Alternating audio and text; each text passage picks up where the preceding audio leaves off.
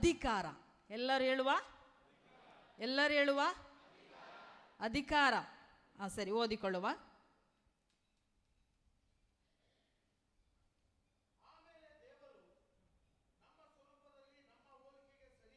Michael ನೋಡ್ರಿ.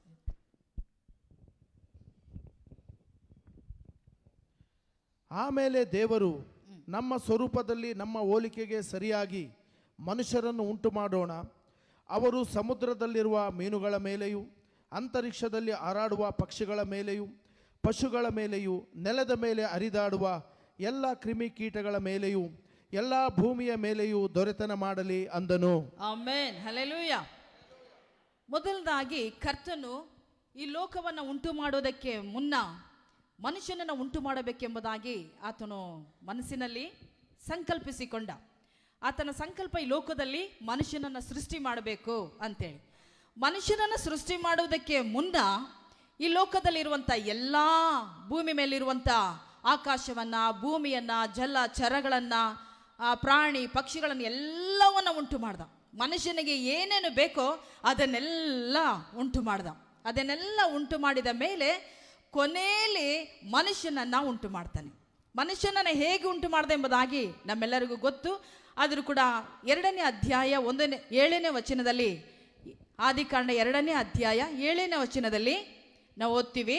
ಹೀಗಿರಲು ಯೆಹೋವ ದೇವರು ನೆಲದ ಮಣ್ಣಿನಿಂದ ಮನುಷ್ಯನನ್ನು ರೂಪಿಸಿ ಅವನ ಮೂಗಿನಲ್ಲಿ ಜೀವಶ್ವಾಸವನ್ನು ಊದಿದನು. ಆಗ ಮನುಷ್ಯನು ಬದುಕುವ ಪ್ರಾಣಿಯಾದನು. ಆಮೆನ್. ನೋಡ್ತೀವಿ, ಹೀಗಿರಲು ಯೆಹೋವ ದೇವರು ಮಣ್ಣಿನಿಂದ ಮನುಷ್ಯನನ್ನ ರೂಪಿಸಿ ಅವನ ಮೂಗಿನಲ್ಲಿ ಜೀವಶ್ವಾಸವನ್ನ ಊದಿದ. ದೇವರು ಹೇಗೆ ಮಾಡ್ದ? ಮಣ್ಣಿನಿಂದ ಒಂದು ಮನುಷ್ಯನನ್ನ ಜಸ್ಟ್ ಒಂದು ಡಿಸೈನ್ ಮಾಡ್ದ ಅಷ್ಟೇ. ಮಾಡಿ ಇವಾಗ ಅದ್ರ ಮುಂದೆ ನಿಂತ್ಕೊಂಡು ಏನ್ ಮಾಡ್ತಾನೆ? ಜೀವ ಶ್ವಾಸವನ್ನ ಊದಿದ.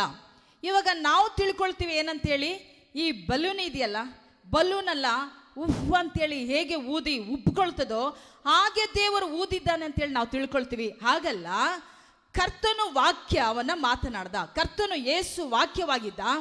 ಆಗ ಯೇಸು ಆ ದೇವರು ಆ ವಾಕ್ಯವನ್ನ, ಈ ಮನುಷ್ಯರು ಬದುಕುವ ಪ್ರಾಣಿಯಾಗಲಿ, ಇವನಿಗೆ ಉಸಿರು ಬರಲಿ, ಇವನು ಜೀವಿಸುವನಾಗಲಿ, ಈ ಭೂಲೋಕದಲ್ಲಿ ನಾನು ಸೃಷ್ಟಿ ಮಾಡಿರುವ ಎಲ್ಲವುಗಳ ಮೇಲೆ ಅಧಿಕಾರ ಮಾಡಲಿ ಎಂಬುದಾಗಿ ವಾಕ್ಯವನ್ನ ಮಾತನಾಡಿದ ಕೂಡಲೇ ಅವನು ಬದುಕುವ ಪ್ರಾಣಿಯಾದ. ಹಲ್ಲೆಲೂಯಾ. ಹಾಗಾದ್ರೆ ವಾಕ್ಯ ಒಬ್ಬ ಮನುಷ್ಯನನ್ನ ಸೃಷ್ಟಿಸುತ್ತದೆ. ವಾಕ್ಯ ಒಬ್ಬ ಮನುಷ್ಯನನ್ನ ಉಜ್ಜೀವಿಸುತ್ತದೆ. ವಾಕ್ಯ ಒಬ್ಬ ಮನುಷ್ಯನನ್ನ ಬದುಕುವಂತೆ ಮಾಡುತ್ತದೆ. ವಾಕ್ಯ ಜೇಡಿ ಮಣ್ಣಾಗಿರುವಂತ ಮಣ್ಣಲ್ಲಿ ಜೀವವು ಉತ್ಪತ್ತಿಯಾಗುವಂತೆ ಮಾಡ್ತದೆ. ಈ ಸತ್ಯವೇದದ ವಾಕ್ಯ, ದೇವರ ವಾಕ್ಯ. ಹಲ್ಲೆಲೂಯಾ. ಹಾಗಾಗಿ ಮನುಷ್ಯನನ್ನ ಸೃಷ್ಟಿ ಮಾಡಿ ಆದಾಮ ಎಂಬುದಾಗಿ ಹೆಸರಿಟ್ಟು ಅವನಿಗೆ ಎಲ್ಲದರ ಮೇಲೆ ಅಧಿಕಾರ ಕೊಟ್ಟ. ಎಲ್ಲ ಅಧಿಕಾರ ಕೊಟ್ಟ. ಅವನಿಗೊಂದು ಒಳ್ಳೆಯ ಸುಂದರವಾದ ತೋಟವನ್ನ ಮಾಡಿ ಅದರಲ್ಲಿ ಒಬ್ಬನೇ ಇರೋದು ಬೇಡ ಅಂತೇಳಿ ಫ್ಯಾಮಿಲಿಯಾಗಿ ಕೂಡ ಸೃಷ್ಟಿ ಮಾಡಿ ಚೆನ್ನಾಗಿ ಇರಬೇಕಂತೇಳಿ ಅಲ್ಲಿ ಇಟ್ಟ. ಆ ಸಮಯದಲ್ಲಿ ದಿನ ಇವರು ಕುಟುಂಬವಾಗಿ ಕರ್ತನೊಟ್ಟಿಗೆ ಅನ್ಯೋನ್ಯವಾಗಿದ್ದರು, ಕರ್ತನ ಐಕ್ಯತೆಯಲ್ಲಿ ಇದ್ದರು, ದೇವರ ಸಂಬಂಧದಲ್ಲಿ ಇದ್ದರು. ಅಂತ ಸಂದರ್ಭದಲ್ಲಿ ದೇವರು ಎಲ್ಲಾ ಪ್ರಾಣಿಗಳಿಗೂ ಹೆಸರನ್ನ ಇಡಬೇಕಂತೇಳಿ ಕರ್ತನು ಒಂದೊಂದು ಹೆಸರನ್ನ ಹೇಳುವ ರೀತಿಯಲ್ಲಿ ಆದಾಮನು ಎಲ್ಲವನ್ನ ಇಡ್ತಿದ್ದ. ಎಲ್ಲ ಪ್ರಾಣಿಗಳಿಗೂ ಆದಾಮನ ಹೆಸರಿಟ್ಟಿದ್ದು, ಎಲ್ಲ ಪಶು ಪಕ್ಷಿಗಳಿಗೂ ಆತನೇ ಹೆಸರಿಟ್ಟಿದ್ದು. ಇವತ್ತು ನಾವು ಒಂದು ಮಗುವನ್ನ ಹೆರ್ತೀವಿ, ಒಂದು ಮಗುಗೆ ಹೆಸರಿಡಕ್ಕೆ ಏನ್ ಮಾಡ್ತೀವಿ? ಇಡೀ ಮನೆಲ್ಲ ಕೂತ್ಕೊಂಡು ಪ್ಲಾನ್ ಮಾಡ್ತೀವಿ, ಆಲೋಚಿಸ್ತೀವಿ, ಯಾವ ಹೆಸರು ಸಿಗೋದಿಲ್ಲ. ರಿಲೇಷನ್ಗಳ ಹತ್ರ ಕೇಳ್ತೀವಿ, ಅಲ್ಲೆಲ್ಲ ಕೇಳಿ ಅದು ಮ್ಯಾಚ್ ಆಗೋದಿಲ್ಲ. ಆಮೇಲೆ ಒಂದು ಬುಕ್ ತಗೊಂಡ್ಬರ್ತೀವಿ ದುಡ್ಡು ಕೊಟ್ಟು, ಅದ್ರಲ್ಲಿ ಒಂದು 1000 ಹೆಸರು ಇರ್ಬೋದು ಅಂತೇಳಿ, ಅದ್ರೆಲ್ಲ ಹುಡುಕಿ ಅದ್ರಲ್ಲೂ ಸಿಗೋದಿಲ್ಲ. ನೆಟ್ಟಲ್ಲಿ ಹೋಗ್ತೀವಿ, ಎಲ್ಲಾದ್ರೂ ಒಂದು ಹೆಸರನ್ನ ಹುಡುಕೋದಕ್ಕೆ ಎಷ್ಟು ಕಷ್ಟಪಡ್ತೀವಿ. ಆದಮ್ಮ ಕಷ್ಟ ಪಡಲೇ ಇಲ್ಲ. ಹಲ್ಲೆಲೂಯಾ. ದೇವರು ಹೇಳಿದ್ದನ್ನೆಲ್ಲ ಆತನು ಎಲ್ಲವನ್ನ ಅಧಿಕಾರವನ್ನ, ದೇವರಲ್ಲಿದ್ದಂತ ಎಲ್ಲ ಅಧಿಕಾರವನ್ನ ಮನುಷ್ಯನಾದ ಆದಾಮನಿಗೆ ಕೊಟ್ಟುದರಿಂದ ಎಲ್ಲವನ್ನ ಕರೆಕ್ಟ್ ಆಗಿ, ಸರಿಯಾಗಿ, ಕ್ರಮಬದ್ಧವಾಗಿ, ಸಮಯಕ್ಕೆ ಸರಿಯಾಗಿ ಎಲ್ಲವನ್ನ ಮಾಡುವನಾಗಿದ್ದ. ಈ ಆದಾಮನು 930 ವರ್ಷಗಳು ಅವನು ಜೀವಿಸಿದ ಈ ಲೋಕದಲ್ಲಿ. ಅವನು ಹೇಗೆ ತಾನೇ ದೇವರು ಸೃಷ್ಟಿ ಮಾಡಿದ್ದ? ಅವನು 125 ಅಡಿ ಉದ್ದ, 9 ಇಂಚು ಅಗಲ. ಈ ಲೋಕದಲ್ಲಿ ಯಾರು ನೋಡಕ್ಕಾಗಲ್ಲ. ಆಯ್ತು, ಮೇಡಮ್ ಅವರು ಎಷ್ಟಿದ್ರು ನೋಡುವಾಗ 118 ಅಡಿ ಉದ್ದ, 9 ಇಂಚು ಅಗಲ. ಮೇಡಮ್ ಅವರು ಕೂಡ ಅವಳು ಇಬ್ಬರನ್ನ ಯಾವ ಹೆಚ್ಚು ಕಡಿಮೆ ಇಲ್ಲದೆ ಚೆನ್ನಾಗಿ ದೇವರು ಸೃಷ್ಟಿ ಮಾಡ್ದ.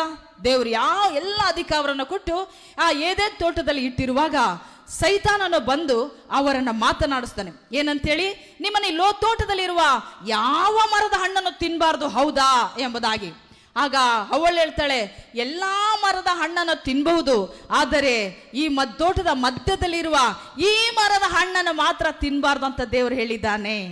ಅವಾಗ ತಿಂದ ದಿನವೇ ನೀವು ಸಾಯುವಿರಿ ಎಂಬುದಾಗಿ ದೇವರು ಆಜ್ಞಾಪಿಸಿದ್ದಾನೆ ಅಂತೇಳಿ ಸೈತಾನ್ ಹೇಳಿದಾಗ, ಸೈತಾನ್ ಹೇಳ್ತಾನೆ, ನೀವು ಖಂಡಿತವಾಗ್ಲೂ ನೀವು ಸಾಯುವುದಿಲ್ಲ, ನೀವು ತಿನ್ರಿ, ನೀವು ತಿಂದ್ರೆ ಏನಾಗ್ತೀರ ಗೊತ್ತಾ, ನೀವು ದೇವರಂತೆ ಆಗ್ತೀರಿ. ಆದ್ರೆ ದೇವರು ಮನುಷ್ಯನನ್ನ ಸೃಷ್ಟಿ ಮಾಡುವಾಗ ಮನುಷ್ಯನ ಹಾಗೆ ಸೃಷ್ಟಿ ಮಾಡಲಿಲ್ಲ, ದೇವರ ಹಾಗೇನೇ ಸೃಷ್ಟಿ ಮಾಡಿದ. ಈ ಲೋಕದಲ್ಲಿ ಅವನು ಮನುಷ್ಯನಾಗಿದ್ರು ಕೂಡ ದೈವಿಕವಾದ ಶಕ್ತಿಯನ್ನ, ಆತನ ಆಲೋಚನೆಯನ್ನ, ಆತನ ಸಂಕಲ್ಪವನ್ನ ಇವನಲ್ಲಿ ಇಟ್ಟು ದೇವರ ಹೃದಯವಾಗಿಯೇ, ದೇವರ ಮನಸ್ಸಾಗಿಯೇ ಅವನನ್ನ ಸೃಷ್ಟಿ ಮಾಡಿದ. ದೇವರ ಬಲದಿಂದ ತುಂಬಲ್ಪಟ್ಟಿದ್ದ. ಆದಮನ ಹತ್ರ ಯಾರು ಸುಳಿಯಕ್ಕಾಗ್ತಿರ್ಲಿಲ್ಲ, ಯಾರು ಹತ್ರ ಮಾತಾಡ್ಬೇಕು, ಯಾವ ಶಕ್ತಿ ಮಾತಾಡ್ಬೇಕಾದ್ರೂ ಕೂಡ ಅಷ್ಟೊಂದು ಬಲವುಳ್ಳವನಾಗಿದ್ದ. ಸಿಂಸೋನ್ ತರ ಇರಲಿಲ್ಲ, ಸೌಲನ್ ತರ ಇರಲಿಲ್ಲ. ಅವನ ಬಲವೇ ಬಹುದೊಡ್ಡ ಬಲವಾಗಿತ್ತು. ಯಾಕೆಂದ್ರೆ ಮನುಷ್ಯನ ಬಲವನ್ನು ಹೊಂದಿಕೊಂಡಿರಲಿಲ್ಲ, ಪರಲೋಕದ ದೇವರ ಬಲವನ್ನ ಹೊಂದಿಕೊಂಡಿದ್ದ. ಆ ಬಲ ಪರಲೋಕದ ಹೊರತು ಭೂಲೋಕದವಾಗಿ ಇರಲಿಲ್ಲ. ಹಾಗಾಗಿ ಅವನು ಅಷ್ಟೊಂದು ಬಲವುಳ್ಳನಾಗಿದ್ದ. ಎಲ್ಲ ಅಧಿಕಾರವನ್ನು ಕೊಟ್ಟ, ಎಲ್ಲೋಗಳ ಮೇಲೆ ದೊರೆತನ ಮಾಡಬೇಕೆಂಬುದಾಗಿ ಕರ್ತನು ನೇಮಿಸಿದ. ಎಲ್ಲವನ್ನ ಸೃಷ್ಟಿಸಿದ ಮೇಲೆ ಕೂಡ ತಂದೆ, ಮಗ, ಪವಿತ್ರಾತ್ಮನಾದ ದೇವರಿಗೆ ಪರಲೋಕದಲ್ಲಿ ಒಂದೇ ಖುಷಿ. ಏನಕ್ಕೆ ಖುಷಿ, ಸಂತೋಷ? ಎಲ್ಲ ಸೃಷ್ಟಿ ಮಾಡಿದ್ದೀವಿ, ಎಲ್ಲ ನಾವು ನಿರ್ಮಿಸಿದ್ದೀವಿ, ಇವತ್ತು ನಾವು ಮನುಷ್ಯನನ್ನ ಸೃಷ್ಟಿ ಮಾಡಕ್ಕೆ ಹೋಗ್ತೀವಿ, ಇವತ್ತು ಮನುಷ್ಯನನ್ನ ಉಂಟು ಮಾಡ್ಲಿಕ್ಕೆ ಹೋಗ್ತೀವಿ ಅಂತೇಳಿ ಬಹಳ ಸಂತೋಷ. ಮನುಷ್ಯನನ್ನ ಇನ್ನು ಮುಂದೆ ನಮ್ಮೊಟ್ಟಿಗೊಬ್ಬ ಮನುಷ್ಯ ಇರ್ತಾನೆ, ನಾವು ಅವನೊಟ್ಟಿಗೆ ಇರ್ತೀವಿ. ಇಷ್ಟು ದಿನ ನಾವೇನಾಗಿದ್ವಿ, ತ್ರಿಯೇಕತ್ವದಲ್ಲಿ ಮೂವರಿದ್ವಿ. ಇನ್ನು ಮುಂದೆ ಇವತ್ತು ನಮ್ಮೊಟ್ಟಿಗೆ ಯಾರು ಇಲ್ಲಿಕ್ಕೆ ಹೋಗ್ತಾನೆ, ಮನುಷ್ಯ ಇರಕ್ಕೆ ಹೋಗ್ತಾನೆ. ಈ ರೀತಿಯ ಸಂತೋಷದಲ್ಲಿ ಮನುಷ್ಯನನ್ನ ಸೃಷ್ಟಿಸಿ ಅವನ ಕೈಗೆ ಪೂರ್ತಿ ಅಧಿಕಾರ ಕೊಟ್ಟ. ಅಧಿಕಾರಕ್ಕೂ ಇರುವಂತಹ ಅಧಿಕಾರವನ್ನು ಹೊತ್ತು ನಡೀತಿದ್ದ ಆದಾಮ, ಅಧಿಕಾರವನ್ನು ಧರಿಸಿಕೊಂಡಿದ್ದ, ಅಧಿಕಾರವನ್ನು ಹೊಂದಿಕೊಂಡಿದ್ದ ಆದಾಮ. ಏನು ಹೇಳಿದ್ರು ಕೂಡ ಅದು ಹಾಗೆಯೇ ನಡೀತಿತ್ತು. ಅವನು ದೊಡ್ಡ ತೋಟವನ್ನೇ ಮಾಡ್ತಿರುವಾಗ ಅವನು ಒಬ್ಬ ಹೆಂಗ್ತಾನೆ ಎಲ್ಲ ಹೊಲಗಳಿಗೆ, ಗಿಡಗಳಿಗೆಲ್ಲ ನೀರು ಹಾಯಿಸ್ಬೇಕಾಯ್ತು. ಆಳುಗಳಿರ್ಲಿಲ್ಲ, ಯಾವ ಜನಗಳಿಲ್ಲ, ಹೇಗ್ ತಾನೇ ಇವನು ಹಾಯಿಸ್ತಿದ್ದ? ಅವಾಗ ಒಂದು ಮಾತು ಹೇಳ್ತಿದ್ದ, ಈ ಕಡೆ ಎಲ್ಲ ನೀರು ಹಾಯಿಸ್ಲಿ, ಈ ಕಡೆ ಗಿಡಮರಗಳಿಗೆ ಬೇಕಾದ ನೀರು ತುಂಬಿಕೊಳ್ಳಲ್ಲ ಅಂತ ಹೇಳುವಾಗ ಮಾತೆ ಎಲ್ಲ ತುಂಬಿಕೊಳ್ತಿತ್ತು. ಹಲ್ಲೆಲೂಯಾ. ಎಲ್ಲ ಏನ್ ಹೇಳಿದ್ರು ಕೂಡ ಅದೇ ರೀತಿ ನಡೀತಿತ್ತು. ಯಾಕೆ? ಕರ್ತನ ಮಾತು, ಉಸಿರು ಅಂತ ಹೇಳಿದ್ವಲ್ಲ, ಆ ಕರ್ತನ ಮಾತು ಆದಾಮನೊಳಗೆ ಓದಿದ್ದರಿಂದ ಆದಾಮನೊಳಗೆ ಜೀವಿತದ ಕರ್ತನ ಉಸಿರಿಗೆ ಹೋಲಿಕೆ ಆಗಿರುವ ವಾಕ್ಯ. ಹಲ್ಲೆಲೂಯಾ. ಹೀಗಿರುವಾಗ ನಾವು ಮತ್ತಾಯನು ಬರೆದ ಸುವಾರ್ತೆ 4ನೇ ಅಧ್ಯಾಯ ನಾವು ಬರುವ ಮತ್ತಾಯನು ಬರೆದ ಸುವಾರ್ತೆ 4ನೇ ಅಧ್ಯಾಯ 8ನೇ ವಚನ.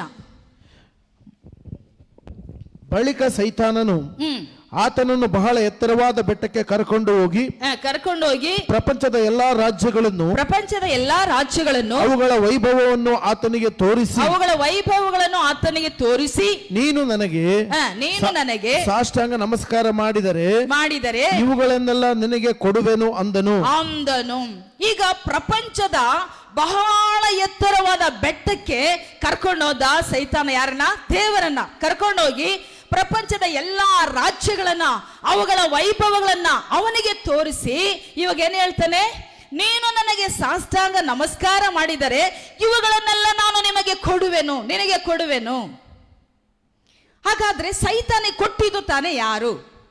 ಸೈತಾನನ ಕೈಗೆ ಕೊಡಲ್ಪಟ್ಟಿದ್ದು ರಾಜ್ಯವನ್ನ, ಈ ಒಂದು ಪ್ರಪಂಚವನ್ನ ಯಾರು ಕೊಟ್ರು? ಸೈತಾನ ಹೇಳ್ತಾನೆ, ಇದೆಲ್ಲ ನನಗೆ ಕೊಡಲ್ಪಟ್ಟಿದೆ, ಈಗ ನಾನೇನ್ ಮಾಡ್ತೀನಿ? ನಿನಗೆ ಕೊಡ್ತೀನಿ. ನೀನು ನನಗೆ ಕಷ್ಟಪಡಬೇಕಾಗಿಲ್ಲ. ನೀನು ಒಂದೇ ಒಂದು ನಮಸ್ಕಾರ ನನಗೆ ಮಾಡುವಿ ಆದರೆ, ನೀನು ನನ್ನ ಕಾಲಿಗೆ ಬಿದ್ದು ಒಂದು ಅಡ್ಡ ಬೀಳುವಿ ಆದರೆ ಇಡೀ ಪ್ರಪಂಚವನ್ನ ನಾನು ನಿನಗೆ ಕೊಡ್ತೀನಿ. ಆದ್ರೆ ಪ್ರಪಂಚ ಇವಾಗ ದೇವರ ಕೈಯಲ್ಲೈತಾ? ಯಾರ ಕೈಯಲ್ಲೈತೆ?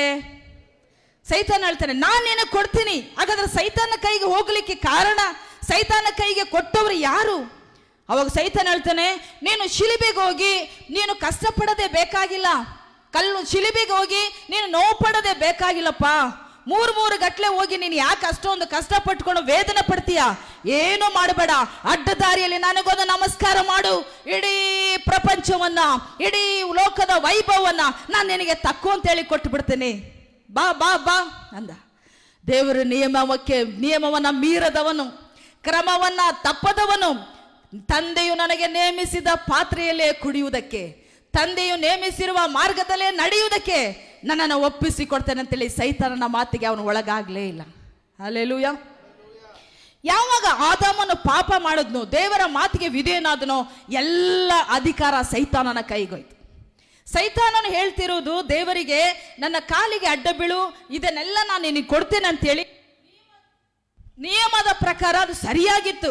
ಅವನು ತಪ್ಪಾಗಿ ಮಾತಾಡ್ತಿಲ್ಲ, ಸುಳ್ಳಾಗಿ ಮಾತಾಡ್ತಿಲ್ಲ.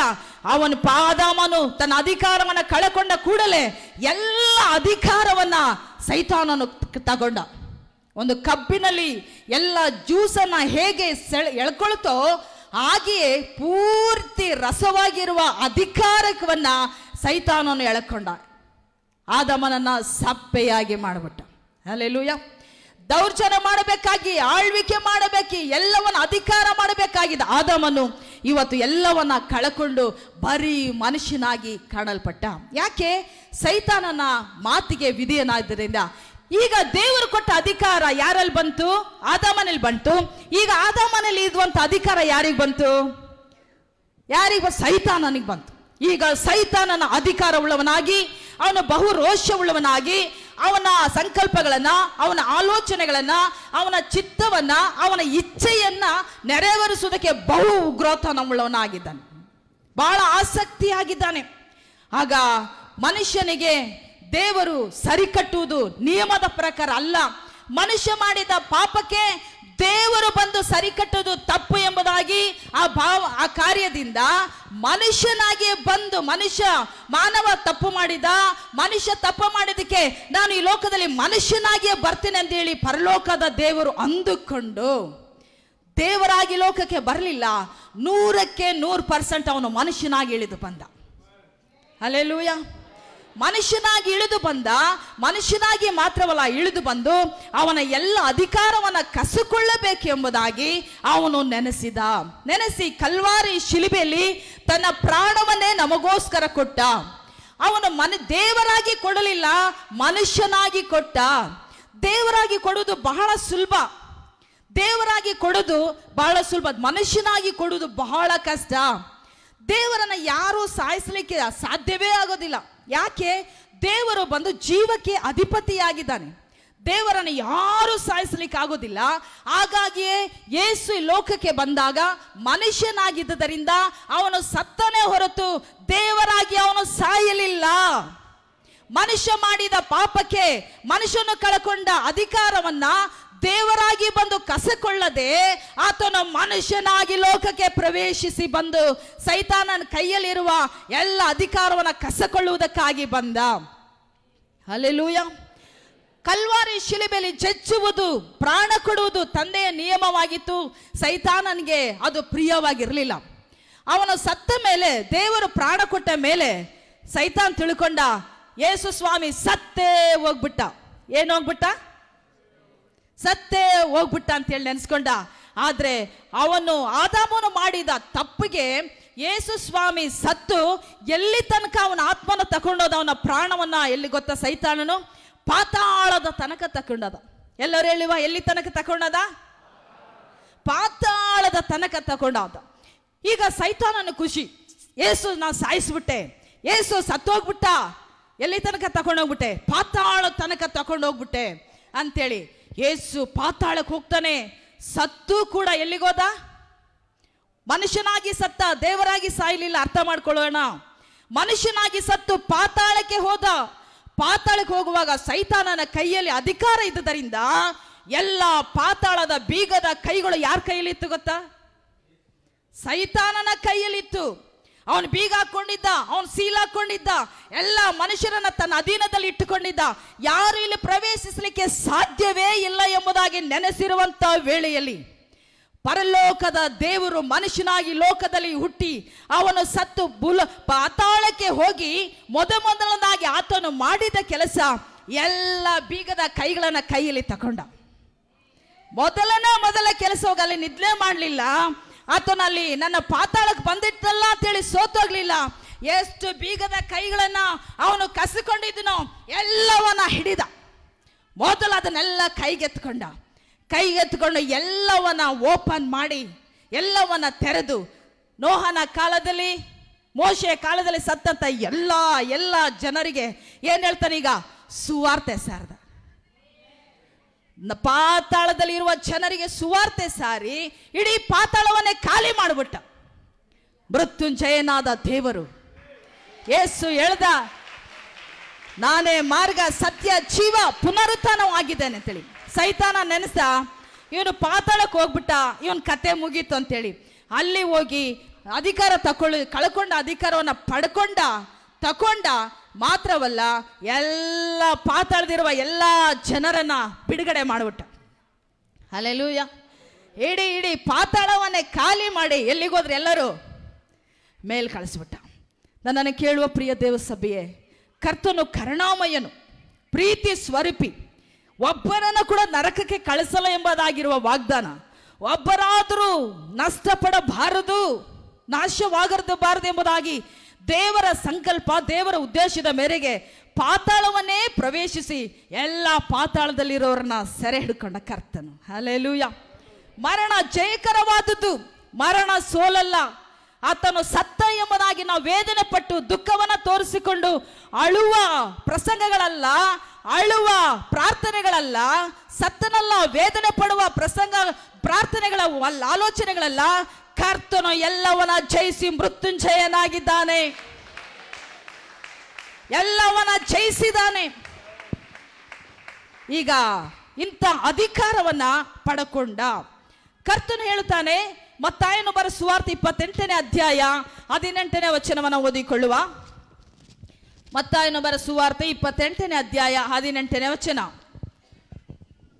ಪರಲೋಕದಲ್ಲಿಯೂ ಭೂಲೋಕದಲ್ಲಿಯೂ ಎಲ್ಲ ಅಧಿಕಾರವು ನನಗೆ ಕೊಡಲ್ಪಟ್ಟಿದೆ. Amen, hallelujah. ಪರಲೋಕದ ಭೂಲೋಕದ ಎಲ್ಲ ಅಧಿಕಾರಗಳು ಯಾರು ಕೊಡಲ್ಪಟ್ಟಿದೆ? ಎಲ್ಲರೂ ಹೇಳುವ, ಯಾರು ಕೊಡಲ್ಪಟ್ಟಿದೆ? ಯೇಸುವಿಗೆ ಕೊಡಲ್ಪಟ್ಟಿದೆ. ಯೇಸುವಿಗೆ ಕೊಡಲ್ಪಟ್ಟಿದ್ದನ್ನು ಆದಾಮನಿಗೆ ಕೊಟ್ಟ. ಆದಾಮನು ಕಳ್ಕೊಂಡು ಸೈತಾನನ ತಕೊಂಡ. ಈಗ ಸೈತಾನನಿಂದ ಇವಾಗ ಯಾರು ಕಸ್ಕೊಂಡಿದ್ದು? ಕರ್ತನು ಕಸಕೊಂಡ. ಈ ಅಧಿಕಾರ ಇವಾಗ ಕರ್ತನ ಹತ್ರ ಇದೆ. ಎಲ್ಲ ಭೂಲೋಕದ ಪರಲೋಕದ ಅಧಿಕಾರ ಕರ್ತನಲ್ಲಿ ಇದೆ. ಈಗ ಆದಾಮನ ಅಧಿಕಾರ ಸೈತಾನಿಗೆ ಬಂತು. ಸೈತಾನನಿಂದ ದೇವರು ಕಸಕೊಂಡು ಇವಾಗ ದೇವರ ಅಧಿಕಾರಿಯಾಗಿದ್ದಾನೆ. ಈಗ ಆತನ ನಂಬುವಂತ ಮಕ್ಕಳಿಗೆ ನಮಗೆ ಅಧಿಕಾರ. ಯಾರು ಆತನನ್ನ ಅಂಗೀಕರಿಸಿಕೊಳ್ತಾರೋ, ಸ್ವೀಕರಿಸಿಕೊಳ್ತಾರೋ, ನಂಬ್ತಾರೋ ಅವರು ನನ್ನ ಮಕ್ಕಳು, ಅವರು ನನಗೆ ಪುತ್ರರು. ತಿರುಗಿ ಭಯದಲ್ಲಿ ಬೀಳುವ ಭಾವವನ್ನು ಅವರು ಹೊಂದಿಲ್ಲ. ಅಪ್ಪ ತಂದೆ ಎಂಬುದ ಕೂಗುವ ಭಾವವನ್ನೇ ಮಗನ ಭಾವವನ್ನು ಹೊಂದಿದ್ದೇವೆ. ಈಗ ಯೇಸು ಕಲ್ವಾರಿ ಶಿಲುಬೆಯಲ್ಲಿ ಸತ್ತ. ಈಗ ನಾವು ಕೂಡ ಕಲ್ವಾರಿ ಶಿಲುಬೆಯಲ್ಲಿ ಸತ್ವಿ. ಯಾವಾಗ ಸತ್ವಿ?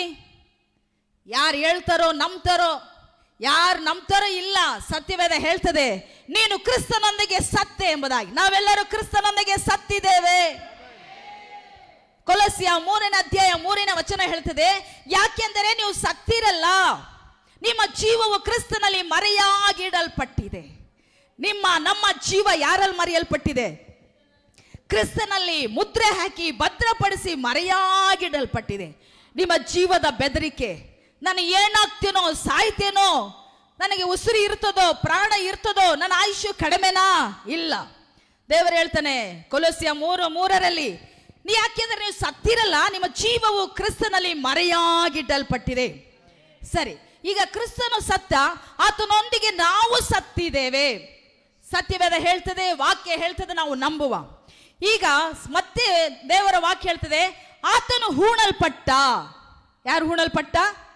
ಕ್ರಿಸ್ತನು ಹೂಣಲ್ಪಟ್ಟ. ಆತನೊಂದಿಗೆ ನಾವು ಹೂಣಲ್ಪಟ್ಟಿದ್ದೇವೆ. ಯಾವಾಗ ಹೂಣಲ್ಪಟ್ಟಿವಿ? ಕ್ರಿಸ್ತನ ಹೇಳ್ತಾನೆ, ಯಾವಾಗ ನಾವು ದೀಕ್ಷೆಯನ್ನು ತೆಗೆದುಕೊಂಡುವೋ ಆಗ ನಾವು ಹೂಣಲ್ಪಟ್ಟಿವಿ. ರೋಮಪುರದವರಿಗೆ 6ನೇ ಅಧ್ಯಾಯ 1ರಿಂದ ವಾಕ್ಯ ಹೇಳ್ಕೊಂಡು ಹೋಗ್ತದೆ. ಏನಂತೇಳಿ, ನಾವುಗಳು ಕ್ರಿಸ್ತನೊಂದಿಗೆ ಹೂಣಲ್ಪಟ್ಟಿದ್ದೇವೆ ದೀಕ್ಷಾ ಸ್ನಾನದಲ್ಲಿ. ಆಯ್ತು, ಸತ್ತಿದೆ, ಹೂಣಲ್ಪಟ್ಟಿದ್ದೇವೆ. ಈಗ ಕ್ರಿಸ್ತನು ಮರಣವನ್ನ ಗೆದ್ದು ಆತನ ಪುನರುತ್ಥಾನವನ್ನು ಹೊಂದಿದ್ದಾನೆ. ನಾವುಗಳು ಕೂಡ ನಮ್ಮ ಪಾಪಗಳಿಗಾಗಿ ಸತ್ತು ನಾವು ನೀತಿಗಾಗಿ ಕ್ರಿಸ್ತನೊಂದಿಗೆ ಎದ್ದಿದ್ದೇವೆ ಅಂದ್ರೂ ಖುಷಿ ಇಲ್ಲ, ನಮ್ಮನ್ನ ಪುನರುತ್ಥಾನ ಜೀವ ಗೆದ್ದಿದ್ದೀವಿ ಅಂದ್ರೂ ಇಲ್ಲ, ಹೂಣಲ್ಪಟ್ಟಿವಿ ಅಂದ್ರೂ ಸುಮ್ಮನೆ, ಎದ್ದಿದ್ದೀವಿ ಅಂದ್ರೂ ಅಷ್ಟೇನೆ. ಹಲ್ಲೆಲೂಯಾ. ನೀವು ಆಮೇನ್ ಅನ್ನುವಾಗ ಈ ಮಾತು ನಿಮ್ಮ ಒಳಗಡೆ ಹೋಗ್ತದೆ. ಹೃದಯಕ್ಕೂ ಬಾಯಿಗೂ ಕನೆಕ್ಟಿಂಗ್ ಐತೆ. ಹಲ್ಲೆಲೂಯಾ. ಯಾವಾಗ ಬಾಯಿಂದ ಹೇಳ್ತೀವೋ ಅದು ನಮಗೆ ಜೀವವನ್ನ ಉತ್ಪತ್ತಿ ಮಾಡ್ತದೆ. ದೇವರಿಗೆ ಬೇಕಾಗಿರೋದು ನಮ್ಮ ಬಾಯಿನೇ, ಅದೇ ಸೈತಾನಿಗೆ ಬೇಕಾಗಿರೋದು ನಮ್ಮ ಬಾಯಿನೇ, ಇಬ್ಬರಿಗೆ ಬೇಕಾಗಿರೋದು ನಮ್ಮ ಬಾಯಿ. ಅದೇ ಹೃದಯದಿಂದ ನಂಬಿ ಬಾಯಿನ ಅರಿಕೆ ಮಾಡೋದ್ರ ಮೂಲಕ ಒಬ್ಬ ಮನುಷ್ಯ ರಕ್ಷಣೆ ಹೊಂತಾನೆ. ಒಂದೊಂದು ವಾಕ್ಯಗಳನ್ನ ಆಮೇನ್ ಆಮೇನ್ ಎಂಬುದಾಗಿ ಸ್ವೀಕರಿಸಿಕೊಳ್ಳುವಾಗ ಅದು ಒಳಗಡೆ ಹೋಗಿ ಕಾರ್ಯವನ್ನ ರೂಪಿಸುತ್ತದೆ, ಕಾರ್ಯವನ್ನ ಬದಲು ಮಾಡ್ತದೆ. ಹೇಗೆ ಲೋಕದಲ್ಲಿ ತಂದೆ ತಾಯಿ ಸೇರಿ ಮಗು ಹಾಕ್ತದೋ ಹಾಗೆ ನಾವು ವಾಕ್ಯವನ್ನ ಹಿಡಿದು ಮಾತನಾಡುವಾಗ ಕಾರ್ಯ ಏನು ಇಲ್ಲದೆ ಇರುವ ಜೇಡಿ ಮಣ್ಣನ್ನ ಮನುಷ್ಯ ಬದುಕುವ ಪ್ರಾಣಿಯಾಗಿ ಉಜ್ಜೀವಗೊಳಿಸ್ತೋ ನಮ್ಮ ಜೀವಿತದಲ್ಲಿ ಉಜ್ಜೀವನ ಉಂಟಾಗ್ತದೆ, ಜೀವ ಉಂಟಾಗ್ತದೆ. ಹಾಗಾಗಿ ನಮಗೆ ಆತನ ಪುನರುತ್ಥಾನದ ಶಕ್ತಿಯನ್ನ ನಮಗೆ ಕೊಟ್ಟಿದ್ದಾನೆ. ಈಗ ನಾವು ಕೂಡ ಹೂಣಲ್ಪಟ್ಟು ಕ್ರಿಸ್ತನೊಂದಿಗೆ ಸತ್ವಿ, ಹೂಣಲ್ಪಟ್ವಿ. ಈಗ ಮೃತ್ಯುಂಜಯನಾಗಿ ಕ್ರಿಸ್ತನು ಎದ್ದ, ಆತನೊಂದಿಗೆ ನಾವು ಕೂಡ ಎದ್ದಿದ್ದೇವೆ. ಮರಣವನ್ನ ಯೇಸು ಜಯಿಸ ನಾವುಗಳ ಜಯಿಸಿದ್ದೇವೆ. ಯೇಸು ಸತ್ತಿದ್ದು ನಮ್ಮ ಪಾಪಗಳಿಗಾಗಿ. ನಾವು ಯಾರಿಗಾಗಿ ಸತ್ವಿ? ಯೇಸು ಪಾಪಕ್ಕಾಗ? ನಮ್ಮ ಪಾಪಗಳಿಗಾಗಿ. ಹಲ್ಲೆಲೂಯಾ. ನಮ್ಮ ಪಾಪಕ್ಕಾಗಿ ನಾವು ಸತ್ವಿ. ಆಯ್ತು. ಈಗ ಪುನರುತ್ಥಾನವಾದ ಯೇಸು ಆತನ ಈ ಲೋಕದಲ್ಲಿ 40 ದಿನ ಎಲ್ಲ ಕಡೆ ಸಂಚರಿಸ್ದ. ಕೆಲವು ಕಡೆಗಳೆಲ್ಲ ಸತ್ತು ಪುನರುತ್ಥಾನ ಒಂದ್ಮೇಲೆ 40 ದಿನ ಇದ್ದ. ಎಮ್ಮ ಊರಿನ ಶಿಷ್ಯರು ಯೇಸು ಸ್ವಾಮಿನ ಮರಣ ಆಗಿದ್ದಾಗ ಎಮ್ಮ ಊರಿನ ಶಿಷ್ಯರು ಮಾತಾಡ್ಕೊಂಡು ಹೋಗ್ತಾ ಇದ್ದಾರೆ. ಏನಂತೇಳಿ, ಹಿಂಗ ಆಗ್ಬಿಡ್ತಲ್ಲ ಯೇಸು ಸ್ವಾಮಿ ಅಂತೇಳಿದ್ದ, ಸತ್ತೋಗ್ಬಿಟ್ನಲ್ಲ ಅಂತೇಳಿ. ಆಗ ಅವನು ಪುನರುತ್ಥಾನ ಹೊಂದಿ ಆತನು ಅವರೊಟ್ಟಿಗೆ ನಡ್ಕೊಳ್ತಾ ಹೋಗ್ತಿರುವಾಗ ಈತನ ಬಗ್ಗೆ ಅವರು ಮಾತಾಡ್ಕೊಂಡಿರೋದನ್ನ ದೇವರು ಕೇಳ್ತಾನೆ. ನೀವು ಯಾರ ಬಗ್ಗೆ ನೀವು ಮಾತಾಡ್ಕೊಂಡು ಹೋಗ್ತಿದ್ದೀರಲ್ಲ? ಅವಾಗ ಅವ್ರು ಕೇಳ್ತಾರೆ, ನಿನಗೆ ಗೊತ್ತಿಲ್ಲೇನು 3 ದಿನದಿಂದ ನಡೀತಿರ ಮಾತುಗಳು? ಏನ್ ನಡೀತು ಅಂತೇಳಿ ನಿನಗೆ ಗೊತ್ತಿಲ್ವಾ? ಇಲ್ಲ ಅಂತೇಳಿ ಹಾಗೇ ಮಾತಾಡ್ಕೊಂಡು ಹೋಗ್ತಿದ್ದಾನೆ. ಆಮೇಲೆ ಒಂದು ರೂಮಲ್ಲಿ ಹೋದಾಗ ಶಿಷ್ಯರೆಲ್ಲರೂ ಕೂಡ ಕೂತ್ಕೊಂಡು 11 ಮಂದಿ, ದೇವರಿದ್ದ ನಮಗೆ, ಈಗ ನಾವು ಸತ್ತೋಗ್ಬಿಟ್ಟ, ಏನ್ ಮಾಡ್ಬೇಕಂತೇಳಿ ಅವರೆಲ್ಲ ವೇದನೆ ಆಗಿರುವಾಗ ಬಾಗಿಲು ಮುಚ್ಚೈತೆ. ಪುನರುತ್ಥಾನವಾದ ಯೇಸು ತಕ್ಷಣಲ್ಲಿ ಪ್ರತ್ಯಕ್ಷನಾಗ್ತಾನೆ. ಅವಾಗ ಅವ್ರು ಯಾರಿರ್ಬೋದು ಅಂತೇಳಿ ನೋಡುವಾಗ ಅಲ್ಲಿದ್ದಂಥ ರೊಟ್ಟಿಯನ್ನು ಮುರಿದು ಅವರಿಗೆ ಹಂಚಿದಾಗ ಅವರ ಕಣ್ಣುಗಳು ತೆರೆಯುವಷ್ಟರಲ್ಲೇ ಅವನ ಮಾಯೆಯಾದ. ಎಮ್ಮ ಊರಿನ ಶಿಷ್ಯರ ಜೊತೆಲಿ ನಡೆಯುವಾಗಲೇ ನೀನು ಯಾರು ಅಂತ ಹೇಳಿದಾಗ ನಾನು ಪುನರುತ್ಥಾನ ಹೊಂದಿದ್ದೀನಿ, ನಾನು ಅಂತ ಯೇಸು ಅಂತ ಹೇಳ್ಕೊಳ್ಬೋದಾಗಿತ್ತು. ಶಾರೀರಿಕವಾಗಿ ನೋಡಿ ದೇವರನ್ನು ನಂಬುವುದು ದೇವರ ನಿಯಮವಲ್ಲ. ನೋಡಿ ನಂಬುವುದಕ್ಕಿಂತ ನೋಡದೆ ಕಾಣದೆ ನಂಬುವವನು ನಂಬಿಕೆ ಸತ್ಯವಂತ, ಅದೇ ನಂಬಿಕೆ. ತೋಮನಿಗೆ ಹೇಳ್ತೇನೆ, ನೋಡಿ ನಂಬೇಡಪ್ಪ, ನೋಡದೆ ನೀನು ನಂಬ್ತಿಲ್ಲ, ಅದೇ ನಂಬಿಕೆ. ಹಲ್ಲೆಲೂಯಾ. ಇವತ್ತು ಯೇಸು ಸತ್ತು ಪುನರ್ತನವಾಗಿ ಇಲ್ಲೆಲ್ಲ ಓಡಾಡಂಗಿದ್ರೆ, ಈ ಲೋಕದಲ್ಲಿ ಪ್ರಪಂಚದಲ್ಲಿ ಎಲ್ಲಾದ್ರೂ ಒಂದು ಕಡೆ ಇದ್ರೆ ನಾವು ಅವನ್ನ ವಾರ ತಿಂಗಳು ಅಥವಾ ಯಾವಾಗಾದ್ರೂ ಕರೆಸ್ತಿದ್ವಿ, ಅವನ್ನ ಮುಟ್ಟಬೇಕಂತೇಳಿ ಆಸೆ ಪಡ್ತಿದ್ವಿ, ಮಾತಾಡಿಸ್ಬೇಕು, ಪ್ರಾರ್ಥನೆ ಮಾಡಿಸ್ಕೊಳ್ಬೇಕಂತೇಳಿ. ದೇವರು ಈ ರೀತಿಯಾಗಿ ಪ್ರಕಟಗೊಳ್ಳಲಿಕ್ಕೆ ಇಷ್ಟ ನಿಯಮ ಅಲ್ಲ.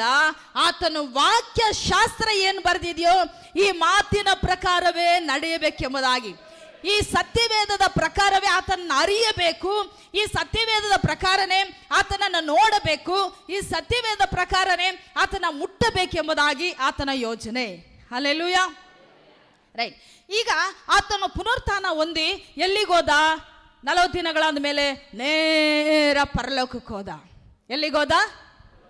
ಪರಲೋಕಕ್ಕೆ ಹೋದ. ಪರಲೋಕಕ್ಕೆ ಹೋಗಿ ಅವನು ತಂದೆಯ ಬಲಭಾಗದಲ್ಲಿ ಆತನು ಕೂತುಕೊಂಡ. ಈಗ ಯೇಸು ಪುನರುತ್ಥಾನ ಒಂದು ಪರಲೋಕಕ್ಕೆ ಹೋಗಿ ತಂದೆಯ ಬಲಭಾಗದಲ್ಲಿ ಹೋದ. ಇವತ್ತು ನಮ್ಮನ್ನ ಆತನು ಪುನರುತ್ಥಾನವಾಗಿ ದೀಕ್ಷಾ ಸ್ನಾನ ಆದಮೇಲೆ ಪುನರುತ್ಥಾನವಾಗಿ ಮರಣದಲ್ಲಿ ಪಾಲುಗೊಂಡಿದ್ದೇವೆ. ನಮ್ಮನ್ನ ಕರ್ಕೊಂಡೋಗಿ ಎಲ್ಲಿ ಕೂರಿಸಿದ್ದಾನೆ ಆತನು? ತಂದೆಯ ಬಲಭಾಗದಲ್ಲಿ ಆತನೊಂದಿಗೆ ಕೂರಿಸಿಕೊಂಡಿದ್ದಾನೆ. ಆತನೊಂದಿಗೆ ನಮ್ಮನ್ನ ಕೂರಿಸಿಕೊಂಡಿದ್ದಾನೆ. ನಮ್ಮನ್ನ ಅಷ್ಟು ಮೇಲೆ ಕರ್ಕೊಂಡೋಗಿ ಅಲ್ಲಿ ಕೂರಿಸ್ಬಿಟ್ಟು ಏನು ಮಾಡ್ಬೇಕು ನಾವು? ಅಷ್ಟು ಮೇಲೆ ಯಾಕೆ ಹೋಗ್ಬೇಕಾಗಿತ್ತಪ್ಪ ನಾವು? ದೇವರು ನಮ್ಮನ್ನ ಮೇಲೆ ಕೂರಿಸೋದಕ್ಕೆ ಕಾರಣ ಏನಂದ್ರೆ, ಮಧ್ಯ ಆಕಾಶದಲ್ಲಿ ಕ್ರಿಯೆ ಮಾಡುವ ದುರಾತ್ಮಗಳ ಸೇನೆಗಳು, ಅವನ ಎಲ್ಲ ಅಧಿಕಾರಗಳು, ಅವನ ಕೋಟೆ ಕೊತ್ತಲುಗಳು ಮಧ್ಯ ಆಕಾಶದಲ್ಲಿದೆ. ದೇವರು ಹೇಳ್ತಾನೆ, ಆಕಾಶ ನನಗೆ ಸಿಂಹಾಸನ, ಭೂಮಿ ನನಗೆ ಪಾದಪೀಠ. ಹಾಗಾಗಿ ಇಲ್ಲಿ ಭೂಲೋಕದಲ್ಲಿರುವ ಎಲ್ಲ ಅಧಿಕಾರಗಳಿಗೆ ಮೇಲಾಗಿ ನಿಮ್ಮನ್ನ ಒಬ್ಬೊಬ್ಬರನ್ನ ಅಧಿಕಾರ ಕೊಟ್ಟ ಆತನ ಪಕ್ಕದಲ್ಲಿ ಆತನೊಂದಿಗೆ ಕೂರಿಸಿಕೊಂಡಿದ್ದಾನೆ. Praise the Lord, hallelujah. ಸುಮ್ಮನೆ ಕೂರಿಸ್ಕೊಂಡಿಲ್ಲ, ಆತನ ಮೇಲೆ ಇದ್ದುಕೊಂಡು ನಮ್ಮನ್ನ ಕೂರಿಸ್ಕೊಂಡಿದ್ದಾನೆ. ಯಾವ ಅಧಿಕಾರವೂ ನಮ್ಮನ್ನ ಮೇಲ್ಗೊಳ್ಳಲಿಕ್ಕೆ ಸಾಧ್ಯವಿಲ್ಲ.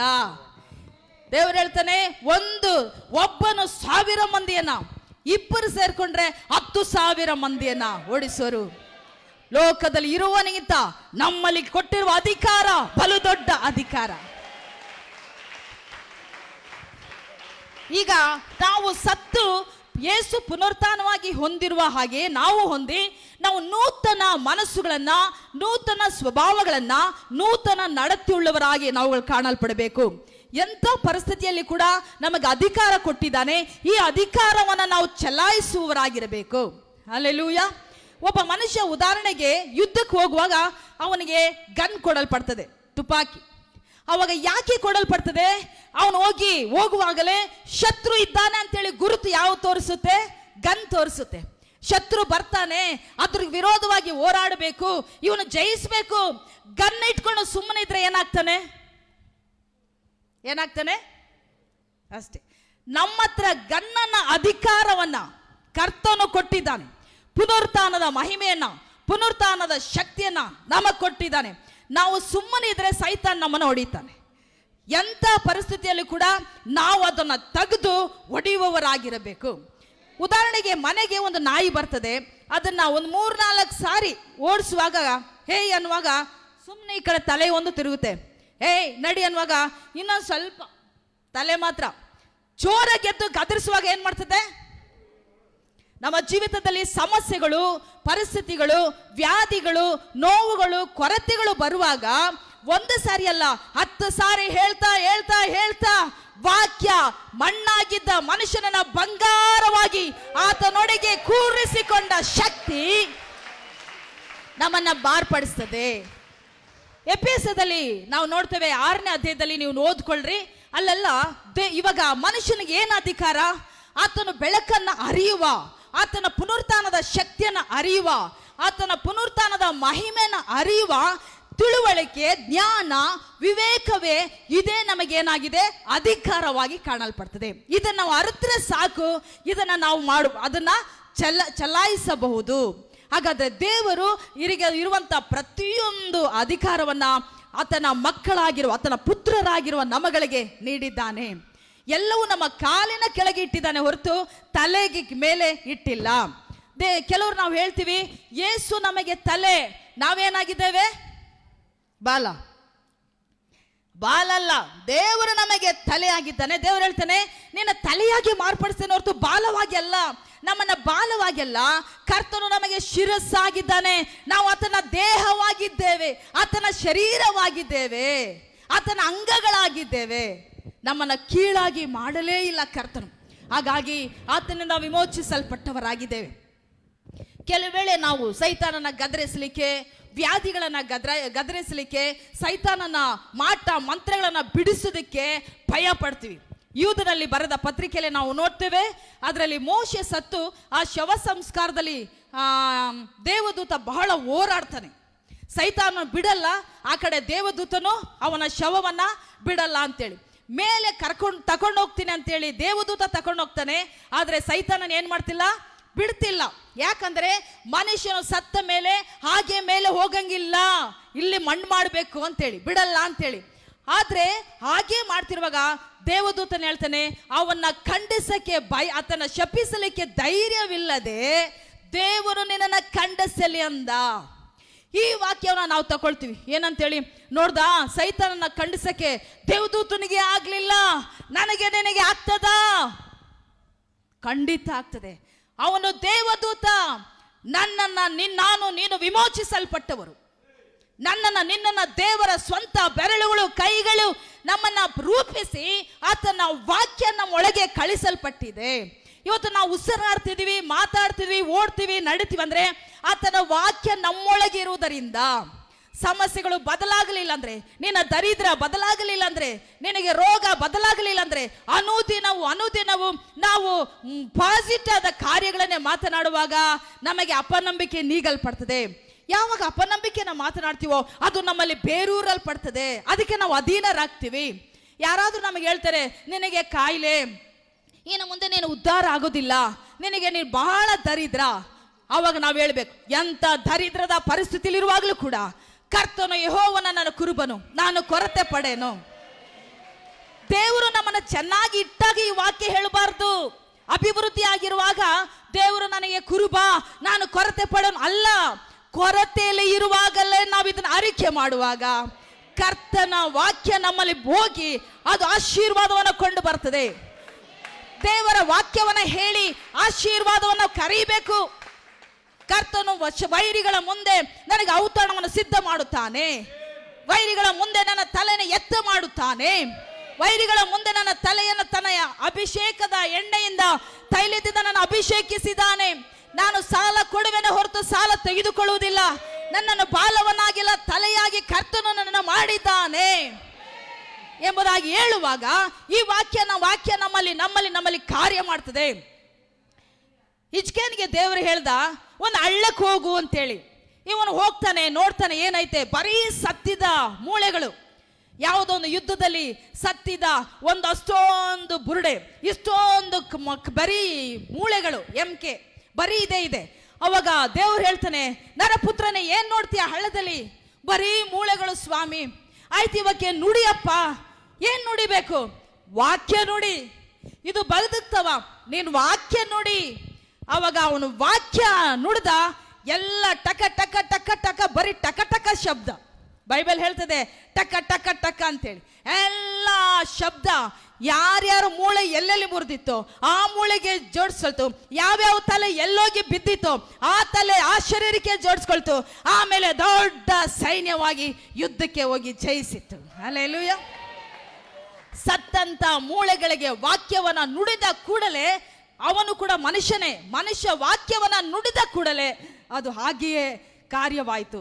ನಮ್ಮ ಜೀವಿತದಲ್ಲಿ ವಾಕ್ಯವನ್ನ ನುಡಿಯುವುದಕ್ಕೆ, ವಾಕ್ಯವನ್ನೇ ಮಾತನಾಡುವುದಕ್ಕೆ, ವಾಕ್ಯವನ್ನೇ ಆಲೋಚಿಸುವುದಕ್ಕೆ, ವಾಕ್ಯವನ್ನೇ ಧ್ಯಾನಿಸುವುದಕ್ಕೆ, ವಾಕ್ಯವಾಗಿ ಇವಾಗ ನಾವು ಮಾರ್ಪಡಬೇಕಾಗಿದೆ. ಕ್ರಿಸ್ತನು ವಾಕ್ಯವಾಗಿದ್ದಾನೆ. ಪುನರುತ್ಥಾನವಾದ ಮೇಲೆ ಆತನು ವಾಕ್ಯವಾಗಿ ಇದ್ದಾನೆ. ಅದಕ್ಕೆ ಮುಂಚಿತವಾಗಿ ಕೂಡ ವಾಕ್ಯವಾಗಿದ್ದ.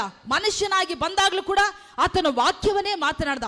ಈಗ ನಾವು ವಾಕ್ಯಗಳನ್ನ ಮಾತನಾಡುವಾಗ ನಮ್ಮ ಜೀವಿತದ ಪರಿಸ್ಥಿತಿಗಳು ಬದಲಾಗ್ತದೆ. ಯಾವ ಮಾಟವಾಗ್ಲಿ, ಮಂತ್ರವಾಗಲಿ, ದೆವ್ವಗಳಾಗಲಿ, ಪೀಡೆಗಳಾಗಲಿ, ಸೈತಾನ ಕಾಟಗಳಾಗಲಿ ಯಾವುದು ಕೂಡ ನಮ್ಮನ್ನ ಮೇಲ್ಗೊಳ್ಳಲಿಕ್ಕೆ ಸಾಧ್ಯವೇ ಇಲ್ಲ. ಹಲ್ಲೆಲೂಯಾ. ಕರ್ತನು ಈ ವಾಕ್ಯವನ್ನು ಆಶೀರ್ವದಿಸಲಿ.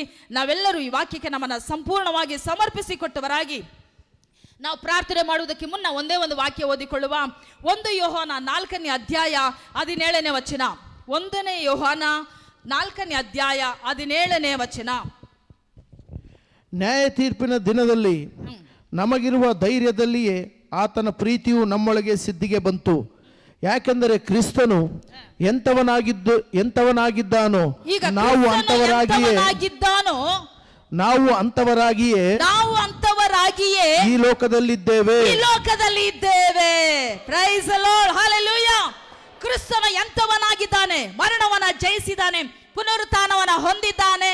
ಪುನರುತ್ಥಾನದ ಶಕ್ತಿಯ ಮಹಿಮೆಯಿಂದ ನಾವು ತುಂಬಲ್ಪಟ್ಟವರಾಗಿದ್ದೇವೆ. ನಾವು ಅಧಿಕಾರ ಹೊಂದಿದವರಾಗಿದ್ದೇವೆ. ನಾವು ಈ ಲೋಕದಲ್ಲಿ ಆಳ್ವಿಕೆ ಮಾಡುವವರಾಗಿದ್ದೇವೆ. ಹಲ್ಲೆಲೂಯಾ. ನಾವೆಲ್ಲರೂ ಕಣ್ಣುಗಳನ್ನು ಮುಚ್ಚಿ ನಮ್ಮನ್ನು ಒಪ್ಪಿಸಿಕೊಡುವ. ಎಲ್ಲರೂ ಮೊಣಕಾಲುಗಳನ್ನು ಹಾಕಿ ಪ್ರಾರ್ಥನೆ ಮಾಡುವಾಗ ರಮೇಶ್ ಬ್ರದರ್ ಬಂದು ಮುಂದೆ ಪ್ರಾರ್ಥನೆ ಮಾಡುವವರಾಗಿದ್ದಾರೆ.